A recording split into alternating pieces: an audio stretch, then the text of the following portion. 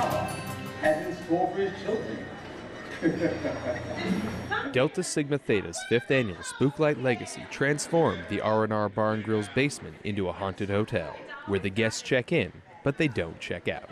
A play featuring murder mysteries, haunted hotels, time-traveling ghosts, and lots of laughs was possible thanks to the creative cast and crew. We kind of put a little twist to it, not really stay, strictly to the script and everything, but we always just have a good time, and we always like to entertain. The proceeds from the Spooklight Legacy went to support the Wounded Warrior Project and Delta Sigma Theta's own Operation Red and White, which provides care packages to service members in Afghanistan. Specialist John Barry, Yongsan, Korea.